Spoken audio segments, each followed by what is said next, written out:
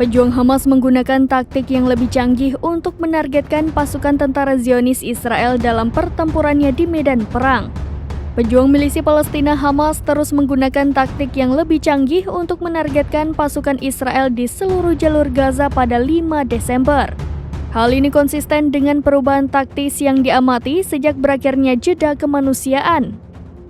Brigade Al-Qassam, sayap militan Hamas, mengklaim bahwa para pejuangnya meledakkan alat peledak improvisasi Houseborne Improvised Explosive Device atau HPIED yang dibawa ke rumah dan menargetkan pasukan Israel di timur Khan Younis pada tanggal 5 Desember.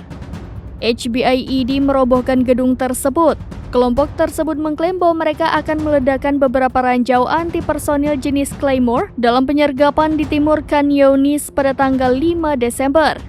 Brigade Al-Qassam juga menargetkan sebuah tank Israel dengan AVP di utara Khan Younis. Pejuang Brigade Al-Qassam di dalam barak Israel difilmkan tentara Israel sedang bersantai di dalam posisi dekat Johor Adik.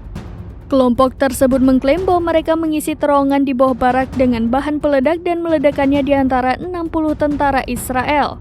Brigade Al-Qassam mengumumkan sejumlah besar tentara Israel yang tewas setelah meledakkan alat peledak di posisi 60 tentara di sebelah timur Johor Adik, Gaza. Download Tribun X sekarang, menghadirkan lokal menjadi Indonesia.